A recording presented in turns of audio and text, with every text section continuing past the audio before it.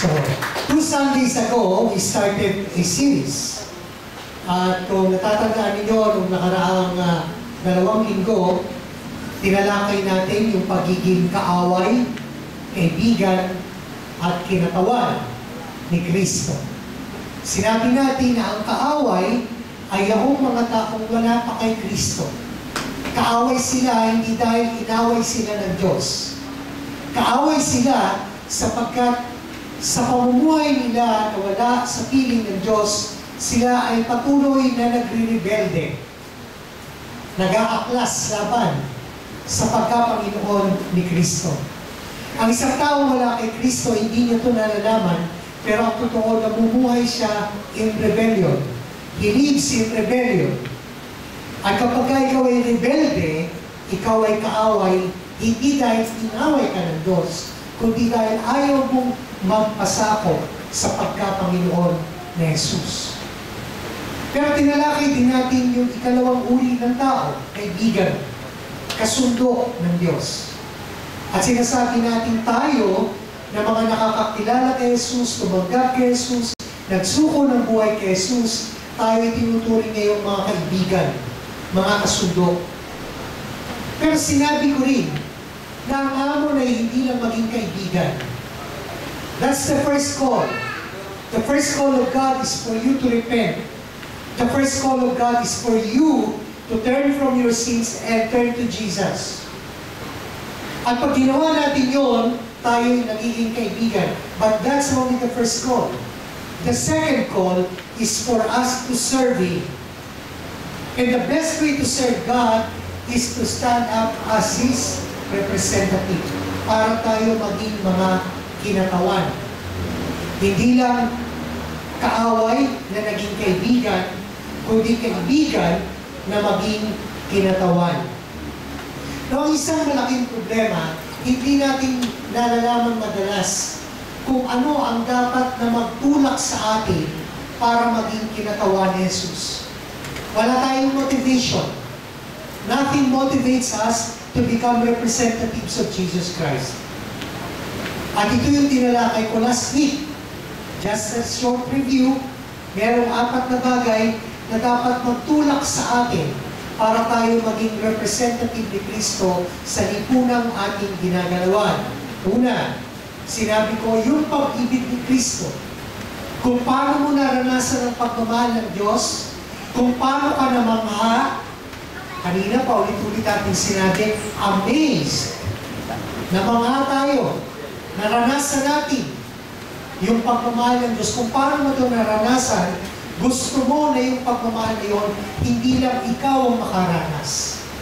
Mas marami pa ang makaranas niya. Pangalawa, sinabi ko yung bagong pagtingin, bagong pananaw natin kay Kristo. Na dati ang tingin natin sa Kanya'y baliwala. We can live our lives without God. But now, to us, God is all important. Siya yung pinakamahalaga. Dati, pwede tayong mamuhay na hindi natin iniisip yung mga bagay na may kinalaman sa Diyos. Pero ngayon hindi. Bawal kilos at paggawa natin, alam natin at gusto natin na ayon sa kalooban ng Diyos. So yung bagong pagtingin kay Jesus, dapat magtulak sa atin para maging kinatawan niya. And then pangatlo, sinabi ko na yung bagong buhay meron tayo. Kung totoong nakilala natin si Jesus, kung totoong naging kasundo tayo ni Jesus, naging kaibigan tayo ni Jesus, siya ay nagbibigay ng bagong buhay sa atin. Binabago niya ang ating buhay. No? Maaaring instantaneously, nagbago ka agad. Maaaring gradually, nagbabago tayo until finally, we reflect the very image of Jesus Christ, our Lord and our Savior. And then finally, sinabi ko, pinagkatiwalaan niya tayo ng mensahe. Tinawag na tayo para maging ambassadors.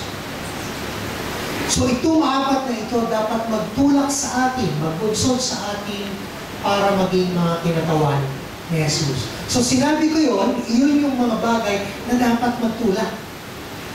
Pero iniwan ko sa inyo ang isang tanong. Ano ang ating tungkulin bilang mga kinatawan ni Kristo? Ano ang ating gawain bilang mga kinatawan ni Kristo?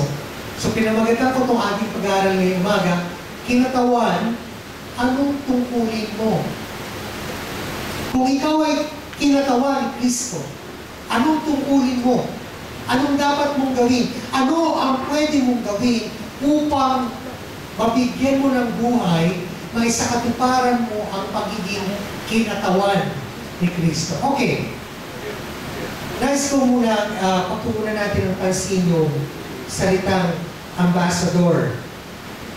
Ginamit ni Apostol Pablo yung salitang ambassador dito sa mga bahagi ng kasulatan na ating babalikan. Pero ano ba ibig sabihin ng ambassador?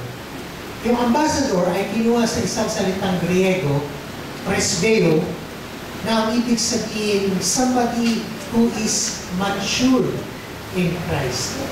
Isang tao na magulang na, okay, kay Kristo.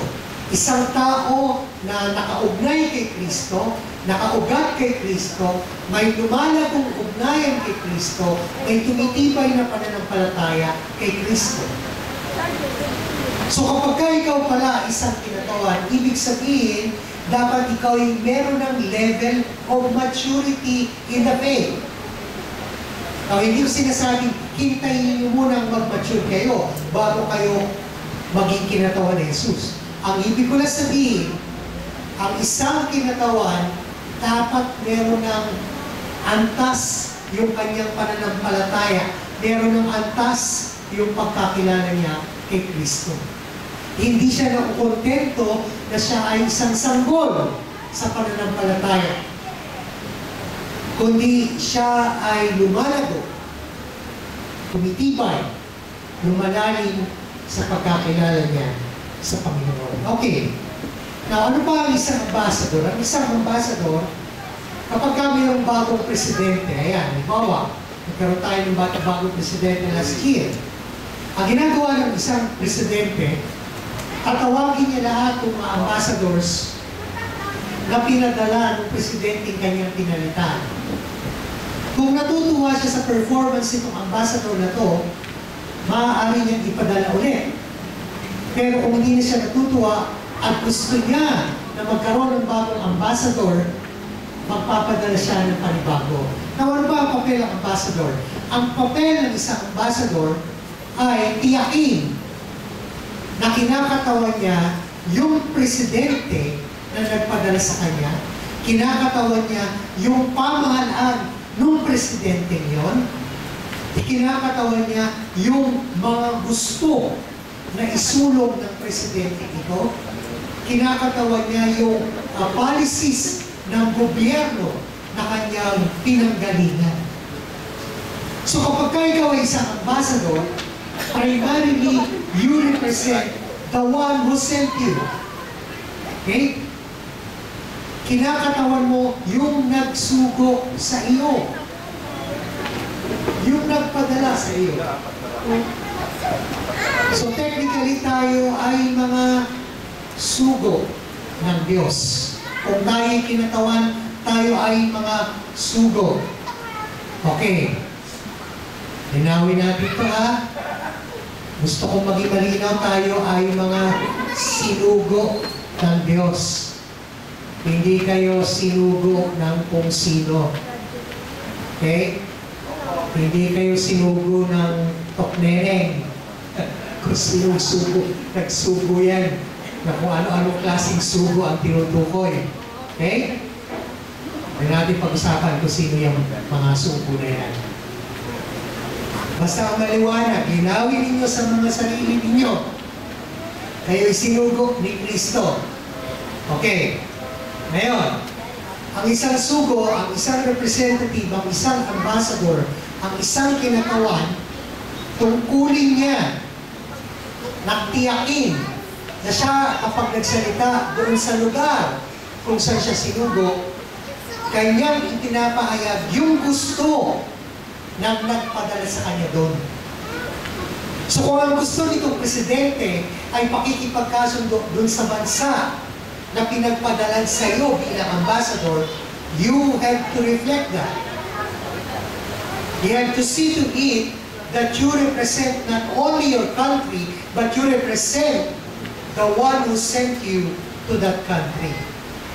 Now, as ambassadors of Jesus Christ, we have the responsibility to represent the kingdom, to represent the king, to represent the lifestyle of the kingdom of our King. Mahalaga yun.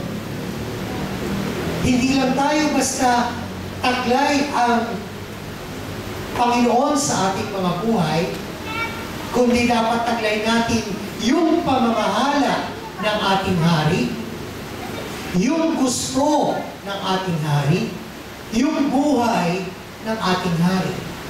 At wala tayong ibang tinutukoy na hari, kundi si Jesus. So ngayon, balikan natin yung mga talata na ating batayan ng pag-aaral na ito. 2 Corinthians, kabanatang 5, talatang 14 hanggang 21. Mabasahin ko muli. Ang pag-ibig ni Kristo ang umihimok sa amin sapagkat kami ay lubos na naniniwala na ang isa'y namatay para sa lahat, ay ang lahat ay namatay. Siya ay namatay para sa lahat upang ang mga nabubuhay ay huwag nang mabuhay para sa kanilang sarili, kundi para sa Kanya na alang-alang sa kanila ay namatay at muling nabuhay. Dito tayo saglit. Dito tayo saglit. So, ang gusto ng Panginoon ay ito, huwag ka nang mabuhay para sa sarili mo. Gusto ng Panginoon kung tayo'y mga kaibigan niya, mga kasundo niya, matuto rin tayong magbigay ng ating sarili para sa Kanya. Siya na unang nagbigay ng Kanyang sarili para sa iyo at para sa akin. Tuloy natin. Verse 16. Kaya mula ngayon ay hindi na namin kinikilala ang sino man ayon sa pananaw ng laman. Bagaman kinikilala namin si Kristo ayon sa pananaw ng laman, ngunit ngayon ay hindi na gayon ang aming pagkakilala. Kaya't kung ang sino man ay na kay Kristo, siya ay bagong nilalang, ang mga lumang bagay ay lumipas na. Tingnan ninyo, ang lahat ay naging bago na. May nabago na ba sa inyo? Dapat. Kung tayo mga kaibigan ni Kristo, dapat may nagbago na sa atin. Verse 18. Lahat ng ito ay mula sa Diyos, na tayo pinagkasundo niya sa Kanyang sarili sa pamamagitan ni Kristo at ibinigay niya sa amin ang ministeryo ng pakikipagkasundo. Ito na. Binigyan tayo ng misyon to become ambassadors, to become representatives, para maging kinatawan ni Kristo. Tuloy natin. Sa makatuwid kay Kristo ay pinagkasundo ng Diyos ang sanlibutan at ang Kanyang sarili na hindi ibinibilang sa kanila ang kanilang mga kasalanan at ipinagkatiwala sa amin ang salita ng pakikipagkasundo. Sa ibang salin ganito, ipinagkatiwala sa amin ang ministeryo, ang paglilingkod ng pakikipagkasundo. Gusto ng Diyos na kung tayo kasundo niya, maglingkod din tayo para marami pa ang makasundo niya sa mundo. Okay, verse 9, verse 20. Kaya't kami ay mga sugo. Ayan na. Tinatawag tayo ni Pablo ng mga sugo para kay Kristo. Yamang ang Diyos ay nananawagan sa pamamagitan namin. Kami nananawagan sa pangalan ni Kristo na kayo'y makipagkasundo sa Diyos. Verse 21. Para sa ating kapakanan, ginawa niya may kasalanan siya, si Jesus ang tinutukoy dito, na nakakikilala ng kasalanan upang sa Kanya tayo'y maging katwiran ng Diyos. So from this passage, nakikita natin na ang Diyos ay nagkatiwala sa atin ng ministeryo ng pakikipagkasundo. Ang tanong ay ito, paano natin ipamumuhay ang pagiging kinatawan? Ano ba ang tungkulin natin? Ano ba ang dapat nating gawin upang tayo ay maging mga tunay na ambassadors ni Kristo sa mundo na ating ginagalawan? Number 1, palalainin ang iyong ugnayan kay Kristo. Bilang isang kinatawan ni Kristo, it is your responsibility. Ulitin ko, hindi ito nangyayari by wishful thinking. Hindi mo pwedeng sabihin, wish ko lang na lumalim ako kay Kristo. No. It is your responsibility to grow in the faith. It is your responsibility to grow in your relationship with Jesus Christ. Hindi ito isang bagay na ginugusto lang. Ito isang bagay na ginagawa. So, palalimin natin ang ating ugnayan kay Kristo. So, anong ibig ko sabihin dito? Sa Colossians chapter 2, verses 6 to 7, ganito ang sinasabi. Kaya't kung paanong tinanggap ninyo si Kristo Jesus na Panginoon, ay lumakad kayong gayon sa Kanya na nakaugat at nakatayo sa Kanya at matibay sa pananampalataya gaya ng itinuro sa inyo na sumasagana sa pasasalamat. So you see, hindi sapat na tinanggap ninyo si Jesus. Dapat lumakad tayo, mamuhay tayong katulad niya. Nakaugat, lumalalim, nakatayo, lalong nagtutubibay sa ating pananampalataya, gaya ng paulit-ulit na itinuturo sa atin. At dapat daw tayo'y nananagana sa pasasalamat. Now all these things are our responsibility. Tungkulin natin to. Hindi to nangyayari sa isang iglap. Unti-unti, we build up our faith. Unti-unti, lumalalim tayo. Unti-unti, lalo tayong nakakakilala kay Kristo. Para bang ganito? Kung ngayon, ang pagkakilala mo kay Kristo ay kilala mo siya dahil malapit siya sa iyo. Sabihin natin, kahit na ikaw ay nasa ibang lugar, masasabi mong kilala mo pa rin siya kasi yung kilos niya, yung pagsasalita niya, yung paggawa niya sa ating buhay, we can easily identify if we are growing in Jesus. Tawag isang malaking tanong, paano ba yung basic na paglago sa Panginoon? Let me suggest 4 things. Una, lalago ka kung hinahayaan mo na ang salita ng Diyos ay nasa iyong buhay. Huwag niyo kalimutan yun. That's very basic. Hindi tayo lalago apart from the Word of God. Paano ka lalago kung ang iyong isip parating mo lang pinupuno ng mga bagay na nakikita mo sa paligid, ng mga bagay na napapanood mo sa iyong cellphone, ng mga bagay na naririnig mo sa usapan sa iyong paligid. Ang paglago kay Kristo, ang paglalim kay Kristo, laging nakaugnay, laging nakasalig sa Kanyang salita. The Word of God has to play a major role sa ating puso at sa ating buhay if we want to grow in Jesus. The Word of God, that's number 1. Number 2, na kailangan natin sa ating buhay para tayo lumalim sa ating ugnayan sa Panginoon is prayer. Do you pray? How often do we pray? And then when we pray, are we really communing with God? Hinahayaan ba natin siyang magsalita sa atin o tayo lang yung salita ng salita? Do we have the time to remain silent even for a while and to ask Him to speak to our hearts?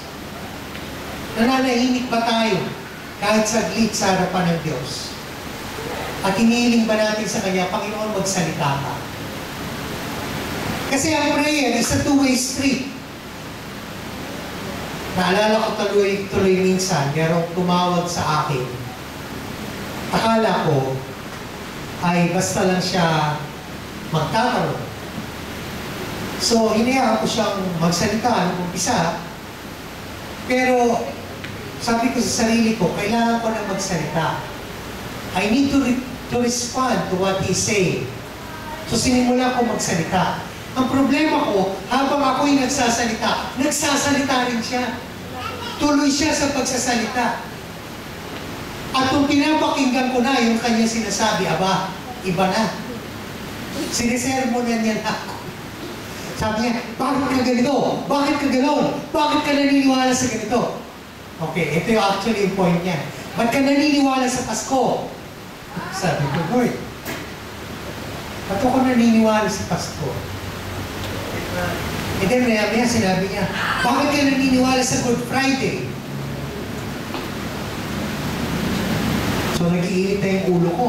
Habang nagsasalita siya, sumasagot ako, pero bago pa ako matapos sa pagsasalita, sige na naman siya sa nirarat-rat ako sa pagsasalita.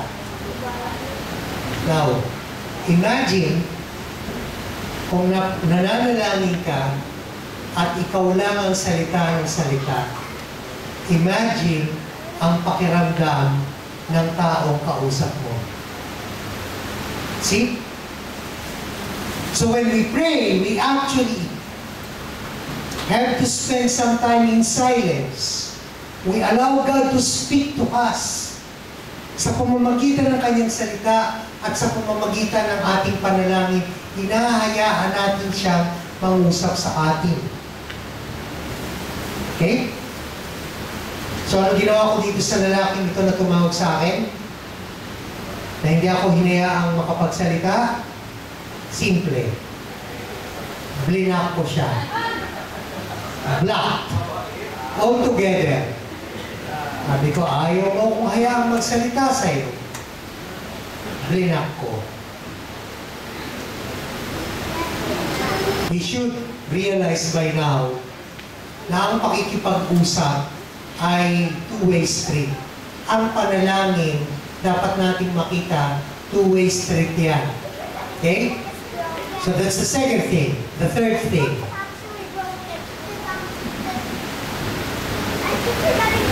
Gathering like this.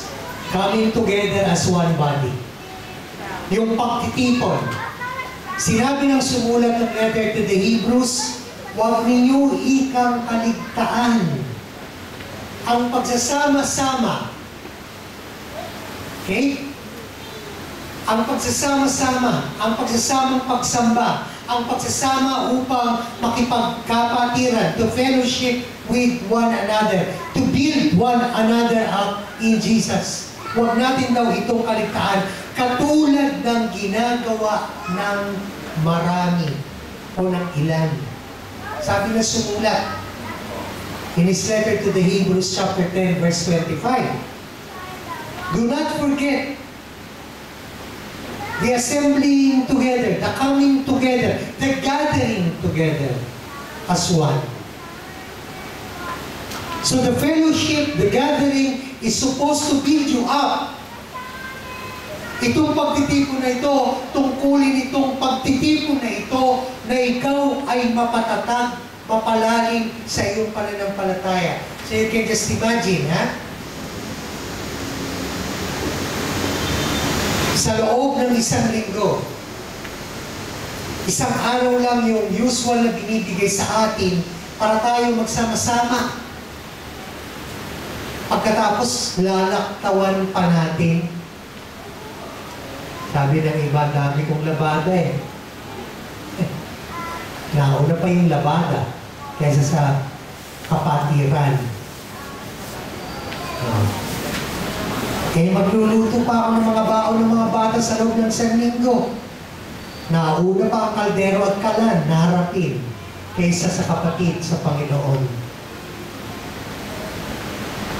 Kung alam mo na itong oras na ito ay panahon ng pakikipagtagpo sa Panginoon at sa iyong mga kapatid sa Panginoon na magpapatibay ng pananampalataya mo para harapin ang mga hamon ng buhay mula Lunes hanggang Sabado, dapat hindi natin maibigay yung sasaglit na oras na yun. Diba? Mas malaki yung ating napapala kaysa sa nawawala sa atin kung ating kinakaligtaan yung pagtitipon, yung pagsasama-sama bilang magkakapatid. And then, yung ika-4. Okay. Ito na. Para ka lumalim sa iyong pananampalataya, you have to talk to somebody about Jesus. Kailangan mong magsalita sa iba, magkwento sa iba tungkol kay Jesus. When I was growing as a Christian, one of the things that kept on warming my heart, you know what? Was seeing people come to Jesus. Nung panahon na una akong nakakilala kay Jesus, panahon yun, na usong-uso sa Pilipinas, yung pagdating ng mga ibanghilista galing sa iba't ibang bansa. The likes of, eto yung mga dakilang pangalan ng mga taong yun, na ginamit ng Diyos para maraming makakilala kay Kristo. The likes of Billy Graham, Luis Palau, Greg Glory. Hindi nyo ito kilala itong mga taong ito. Pero in one way or another, ang hinupog nitong mga taong ito, ang maraming mabuhay ng mga Kristiyano sa ating bansa. Maraming mga pastor ngayon ang bunga ng ministeryo ng mga taong ito. No? Hindi natin sila kilala. Hindi nyo na sila kilala sa ating panahon. Pero kung kilala ko sila, narinig ko sila, nakita ko sila, ang ilan sa kanila nakadaupang palad ko pa. Now these were evangelists. And when I was a young Christian, ang isa sa mga nagpalalim ng pananampalataya ko, yung kapag ka sila nananawagan na sa mga kaaway ng Diyos na makipagkasundo sa Diyos, at nakita ko yun ang aking sariling mga mata. Yung mga taong lumalapit kay Kristo, nagsisisi ng kasalanan, tumatalikod sa kanilang kasalanan na tumatanggap kay Kristo. You know what? That kept on warming my heart. Para bang sa tuwing nakakakita ako na tumatanggap kay Kristo, ako mismo, nauulit ko, nananariwa yung aking karanasan ng pagtanggap at pagsusuko ng buhay kay Kristo. If you want this gathering to grow in the faith, if you want your hearts to be warmed in Jesus, then one of the surest ways, makakita tayo ng mga tao na lumalapit kay Kristo, tumatanggap kay Kristo, katulad ng ginawa nating paglapit at pagtanggap sa Kanya. See? So if you want to grow in the faith, ito yung 4. The Word of God, prayer, gathering, and witnessing, talking to somebody about Jesus. Okay. Number 2. Pagtawanan natin yung nakalagay dyan. Okay, number 2. Gamitin tulay ang ugnayan sa kapwa para kay Kristo. Mga kapatid, tayo mga Pilipino, mahilig tayo sa padrino. Tama? Mahilig tayo sa padrino. Pag meron kang nilalakad na papeles, punta ka dun sa tao na may koneksyon sa loob para maayos yung papeles mo. Tama? Mahilig tayo sa ganyan. Mahilig tayo sa koneksyon. Pag meron kang problemang legal, hahanap ka kaagad ng taong may koneksyon. para ka matulungan dun sa problema mong legal. May problema ka sa lupa, magtatanong ka kaagad, sino pa kaya ang pwede kong lapitan tungkol na may kinalaman, may nalalaman tungkol sa lupa?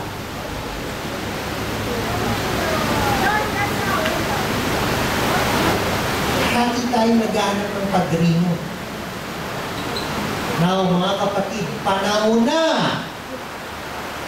para yung hilig natin sa paghahanap ng koneksyon, gamitin natin hindi na para kung kanino o para kung ano, gamitin natin yung ating mga koneksyon para kay Kristo. Now is the time. If I know Jesus, kung kilala ko si Jesus, mangyaring ako na ang maging padrino ng iba para yung ibang iyon makatulay sa pamamagitan ko makilala si Kristo. Panahon na. Hindi na ito yung panahon na tayo yung laging naghahanap ng koneksyon. Dapat tayo na yung koneksyon ng iba para kay Kristo.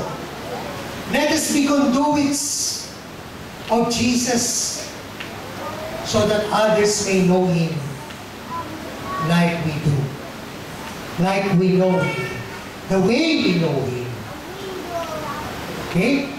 So anong sabi dito ni Apostol Juan sa kanyang sulat? Ipinapahayag namin sa inyo yung aming nakita at narinig upang kayo rin naman ay magkaroon ng pakikisama sa amin at tunay na ang ating pakikisama ay sa Ama at sa kanyang anak na si Jesucristo. So ano sinasabi ni Apostol Juan? Sinasabi ni Apostol Juan, mga kapatid, yung nakita namin, yung narinig namin, ngayon naman, siya naman yung dinadala namin sa inyo. Siya naman yung aming ibinabalita sa inyo. Yung aming koneksyon sa Kanya, gusto namin kami rin, kayo rin maging konektado sa Kanya kung paano kami ay konektado sa Kanya. See? Yun ang layunin ng Diyos. At ang simulan dito ni Apostol Juan, yun ang layunin niya. First hand, siya mismo, nakita niya, narinig niya, nahawakan niya, nakausap niya, napitigan niya si Jesus. May connection siya kay Jesus. Ganon din tayo. We claim to be connected to Jesus. Then it's high time that we use our connections, our relationships as bridges to Jesus. Ang daming tao kailangan tumulay. Mangyaring tayo yung maging tulay. Para itong mga taong ito makilala, makaabot kay Jesus. Papalitan ko yung ginamit na larawan ni Apostol Pedro. Tinawag niya tayong bayang maharlika, bansa, bayan ng mga saserdote. Okay, the word sacerdos, that's the Latin word. The Greek word, or the word in Tagalog na ginagamit natin ay pari. Yung pari, ang papel niyan, katawanin ang katawan sa harapan ng Diyos. Okay? So the sacerdos, the priest, goes before God, offers the sacrifices before God, prays to God on behalf of God's people. Yun ang papel ng pari. Pero meron siyang pangalawang papel. Dahil siya yung nakikipag-usap sa Diyos, kinakausap din siya ng Diyos, listen, at pagkatapos siyang kausapin ng Diyos, babalik siya sa bayan ng Diyos para ipahayag ang mensahe ng Diyos.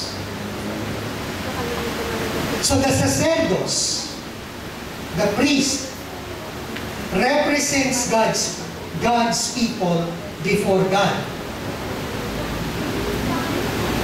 But the sacerdotes represents God before God's people.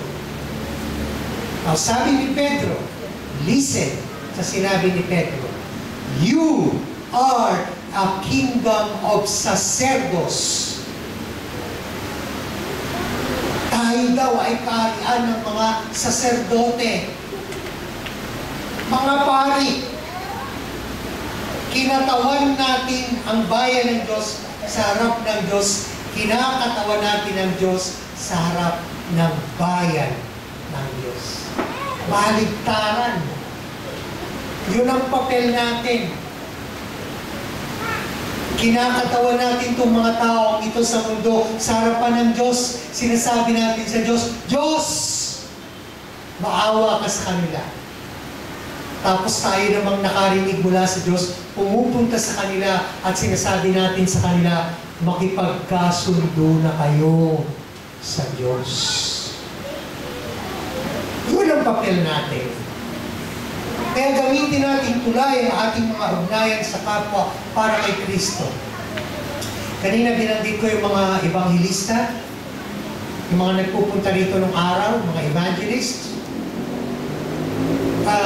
There's something missing sa ganung estilo ng pakikipag, ng paghahayag ng mensahe ng Diyos. Nung dumating yung mga evangelistang yun dito sa Pilipinas, one thing was lacking. At ito, napakalaking kakulangan ito. Alam niyo kung ano? Wala silang ugnayan sa mga Pilipino. Wala. So, ang ginawa nitong mga evangelistang to, they mobilized, they called on the pastors coming from different churches. Sabi nila doon sa mga pastor, galing sa iba't ibang mga iglesia, hali kayo, tulungan ninyo kami. Bakit? Kasi, pag merong lumapit kay Kristo, tumanggap kay Kristo during the crusades, yung pamamahayag, no? So yung nakikita ninyo dyan minsan, no? May mga nakalagay na streamer, pamamahayag ng salita ng Diyos. Okay. Nakita niyo yan? Oh. Mga kopyador lang yun. Nangopya lang sila. Ang tunay na gumagawa ng yung mga evangelista na nagsiparito. So, sa gitna ng mga pamamahayag, tinawag nila yung mga pastor galing sa iba't ibang simbahan para pag may tumanggap kay Kristo, kagad-agad, pinapasok nila doon sa mga communities. Yun ang problema. Walang relasyon. Walang ugnayan yung mga tao doon sa mga communities na yun. Now listen carefully. This is your advantage today. Hindi man ninyo kaya yung tumayo dito sa harapan, katulad ng ginawa ng mga evangelista noon, meron na kayong kaugnayan sa mga tao dyan. May kaugnayan na kayo sa pamilya nyo, sa kamag-anak nyo, sa kaibigan nyo, sa kapitbahay nyo. Yun yung wala doon sa mga evangelistang nagpunta rito. Pero kayo meron nun. At yun ang gagamitin ngayon natin na tulay para maraming makakilala kay Jesus. Nandiyan pa po kayo? Okay, nagkaintindihan tayo. Okay. Number 3. Ibahagi ang bagong buhay mayroon ka kay Kristo. Okay, balikan natin yung sulat ni Pablo. O, sulat ni Juan. Yaong buhat sa pasimula na aming narinig. Ito pakinggan nyo yung sabi nga graded na pagkakilala ni Juan. Yaong aming narinig, nakita ng aming mga mata, aming napagbasdan, at nahihipok ng aming mga kamay tungkol sa salita ng buhay. Sino tinutukoy niya? Si Jesus. Narinig namin siya. Nakita namin siya. Napagmasdan namin siya. Natitigan namin. Nahipo namin. So you see, personal. Yun yung level ng pagkakilala ni Juan kay Jesus. Personal. Now listen. Verse 2. At ang buhay na ito ay nahayag, aming nakita, aming pinatutuhanan, at sa inyo'y aming ibinabalita ang buhay na walang hanggan, na kasama ng Ama at sa amin ay ipinahayag. So ano sinasabi ni Juan dito? Yung nakita namin, yung naranasan namin, yung narinig namin, ipinapahayag namin sa inyo ngayon. Verse 3, ipinahayag namin sa inyo yung aming nakita at narinig upang kayo rin naman ay magkaroon ng pakikisama, ng pakikipagkasundo, ng pakikipagkaibigan sa amin at tunay na ang ating pakikisama, ang ating pagkakasunduan, ang ating pagkakaibigan ay sa Ama at sa Kanyang Anak na si Yesu Cristo. So ano sinasabi? Sa atin, mula sa atin, papunta sa iba, yung iba, dinadala ngayon natin para din sa pakikipagkasundo sa Ama. Now, mga kapatid, ayos ko itong bigyan ng diin. Madalas, kaya tayo takot na magsalita tungkol kay Jesus sa iba. Kasi hindi natin alam kung ano sasabihin natin. Tama? Hindi nyo alam kung saan kayo magsisimula. Madalas sinasabi, hindi ko po alam kung ano sasabihin ko eh. Alam niyo kung anong pinakamagandang paraan? Kung magsasalita rin lang kayo sa iba tungkol kay Jesus, pag-usapan ninyo yung inyong sarili. Kasi alam niyo yung sarili niyo eh. Tama? Kilala niyo yung sarili niyo. Tama po ba? Alam niyo yung mga pangit na pag-ugali ninyo. Alam niyo yung kabulukan ng puso niyo. Alam niyo yung mga kasalanan niyo. Pero huwag kayong manatili doon. Bulok man ang ating puso, marami man ang ating buhay, makasalanan man tayo, pero pinagot tayo ni Jesus. Pinatawad tayo ni Jesus. At patuloy tayong binabago ni Jesus. Yun ang pinakamagandang maibabalita natin sa iba.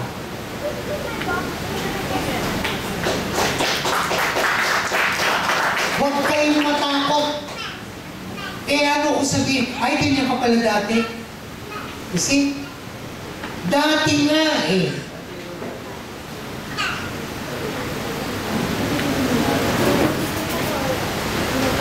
Hindi niyo pakilala si Leo kung hindi niyo pa narinig to kay Leo. Oh. Palagi ko naman narinig niyo na kay Leo. Yung isang bagay na kasabihin niyo, talaga? Ganyan ba dati, Pastor? Ano yun? Ano yun? Sige nga.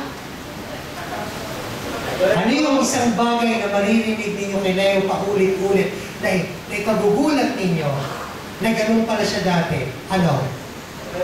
Yun! Yun! Got it right, Roland. Ganito. Hindi na. Pakalalan. Ha?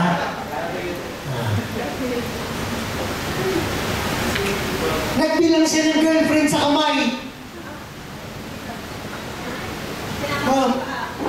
Pati paa.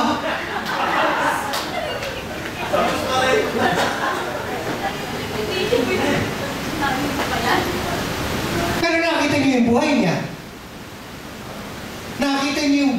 ng Diyos sa buhay niya. Nakita niyo kung gaano siya katapat sa nag-iisa na lang ngayon. Tama?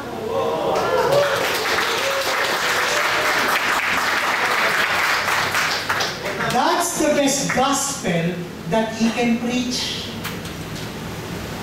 And the best gospel that you can preach, yung ginawa ng Diyos sa buhay niyo. It doesn't have to be dramatic. Hindi naman kailangan sabihin niyo, ay, ganito yung mga kasalanan ko, karumal-dumal, ganito kalalaki. Naggahasa ako. Ako po.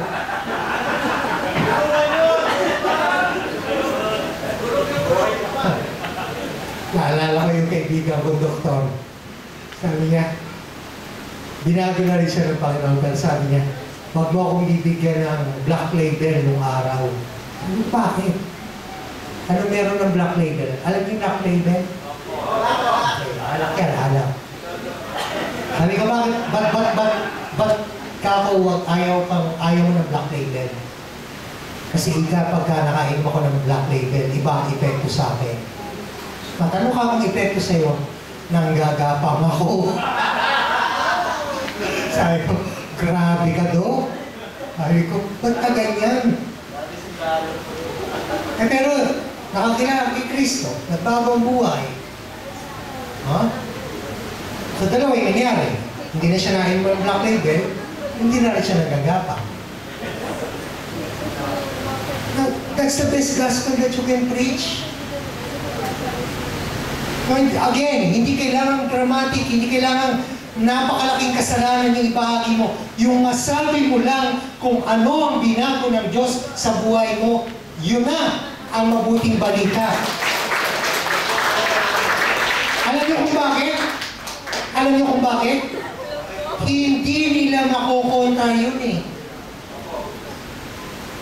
Hindi nila mapapasubalian yung karanasan mo. Ikaw ang nakaranas nun eh. Ikaw yun eh. Ikaw yung nakaranas ng pagbabago. Walang iba. Kasi,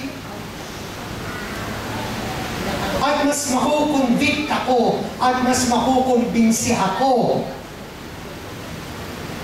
ng isang tao kung paano ko nakita nagbago yung buhay niya kaysa sa isang tao na daldal ng daldal tungkol kay Kristo, pero yung ginagawa niya, yun pa rin.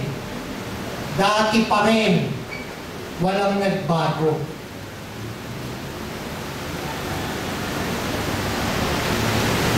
Madalas kong naririnig itong katwiran na ito eh. Gawin mo ika yung sinasabi ko, huwag yung ginagawa ko. Loko-loko. Ba't ako susunod sa'yo? Sinasabi mo, tapos hindi mo naman ginagawa, ba't ako susunod sa'yo? Now, kung yung sinasabi mo at yung ginagawa mo, nagtutugma, wow! Yun ang mabuting balita. Yun ang mabuting balita na kailangan marinig at makita ng napakaraming tao. Andiyan pa kayo? Eh, mabuti. Kaapat, ipanalangin at ilapit ang iba kay Kristo. Kung tayo mga kinatawan, meron tayong tungkulin manalangin para sa kaluluwa ng mga tao, lalo na ng mga mahal natin sa buhay na hindi pa nakakakilala sa Panginoon. Nakakakilala na sa Panginoon ng pamilya mo, mabuti yan. Tanong, mga magulang mo, mga kapatid mo, mga anak mo, asawa mo, kapatid mo, tiyo mo, tiya mo, pinsan mo, kaibigan mo, kapitbahay mo. Naipanalangin na ba natin sila? Naihingi na ba natin sa Panginoon na buksan ang kanilang mga puso't isipan? Okay, let me be very clear with this. It's not being converted to this church. Ha? Narinig niyo ako? Hindi pinag-uusapan dito yung makumberte sila at magbago sila ng religion at makasama ninyo sila dito. Hindi yun. It doesn't matter if it is in this church or in another church. Ang gusto nating mangyari, makakilala kaya sila kay Jesus dahil si Jesus ang nag-iisang daan, ang isang Panginoon, ang isang tagapagligtas. Hindi ako ang tagapagligtas. Hindi si Leo ang tagapagligtas. Hindi ang Nukom ang tagapagligtas. Ang ibinabandera natin, ang ipinapahayag natin, ang itinatanyag natin si Jesus. Yun ang ating balikan. At ang tungkulin natin, ipanalangin sila at ilapit sila kay Kristo. Yung mga asawa ninyo na hindi pa rin nagbabago, panalangin nyo. Yung mga anak ninyong sakit ng ulo, ipanalangin ninyo. Yung mga magulang ninyo na mga reliyoso, tapos kandado, sarado, ayaw buksan ng puso't isipan, panalangin natin. Papel natin yun eh. Bilang mga kinatawan, yan ang tungkulin natin. Huwag kayong makontento na kayo lang ang nasisiyahan, natutuwa, sumasamba sa Panginoon. Okay, sinabi ni Apostol Pablo sa kanyang sulat sa mga taga-Efeso, upang sa inyo ipagkaloob niya ayon sa kayamanan ng kanyang kalwalatian, na kayo'y palakasin ng kapangyarihan sa pamamagitan ng kanyang Espiritu sa pagkataong loob. Inaman. Okay, tuloy natin. Upang si Kristo ay manirahan sa inyong mga puso sa pamamagitan ng pananampalataya, kung paano kayo'y nag-uugat at tumitibay sa pag-ibig. Verse 18. Aking idinadalangin, pakinggan yung sabi ni Pablo, aking idinadalangin na magkaroon kayo ng kapangyarihang matarok kasama ng lahat ng mga banal. Inawit natin ito kanina. Ang luwang, haba, taas, at lalim, at upang makilala ang pag-ibig ni Kristo na higit sa kaalaman upang kayo mapuno ng lahat ng kapuspusan ng Diyos. Ito dapat yung prayer natin na maranasan, malaman ng mga taong hindi pa nakakaranas at nakakaalam. Ang luwang, ang haba, ang taas, ang lalim ng pagmamahal ng Diyos sa kanila at sa atin. That is our responsibility.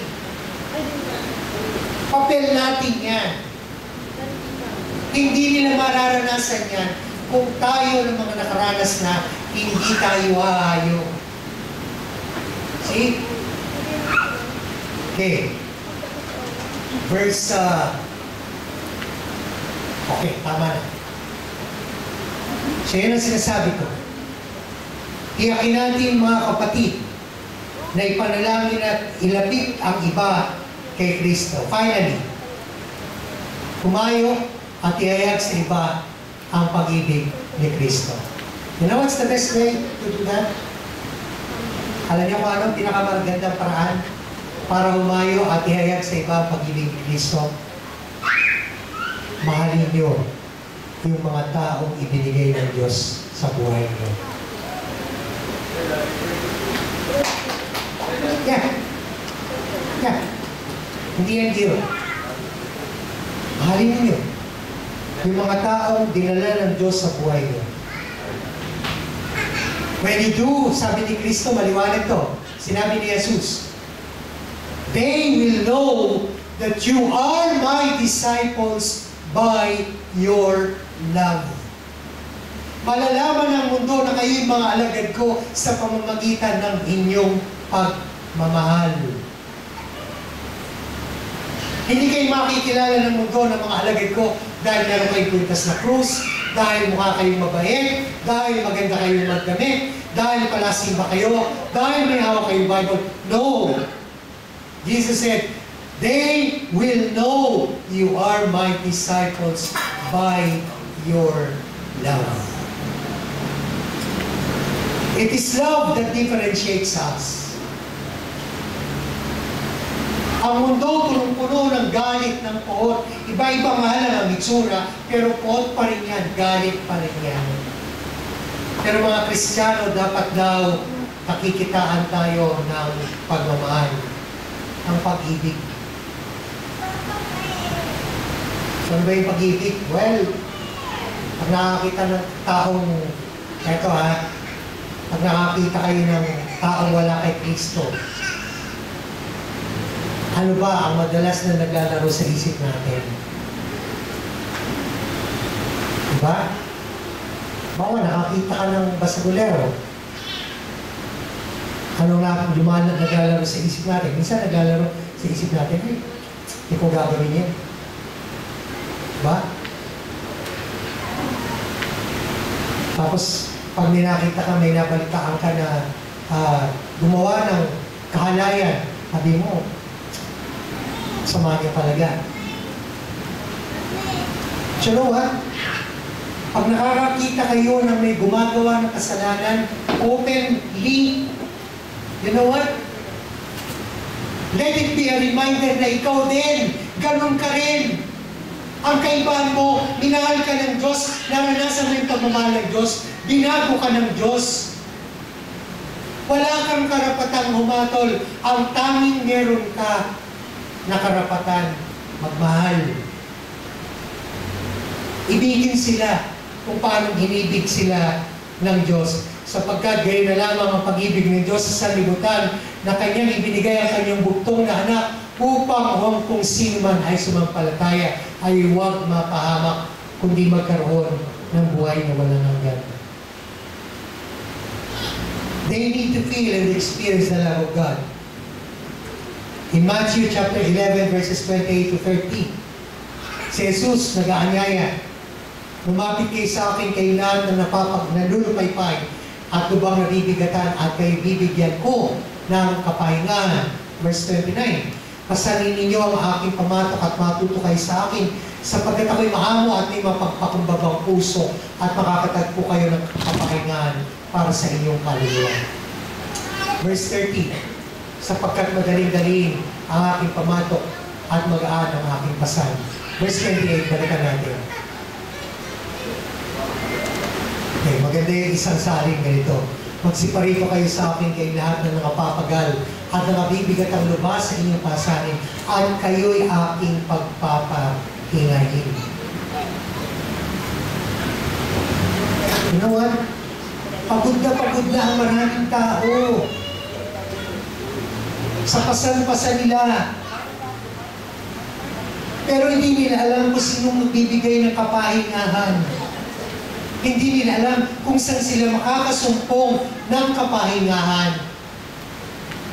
Tapos tayo na naririto, alam natin. Pero anong ginagawa natin? Isaiah chapter 18.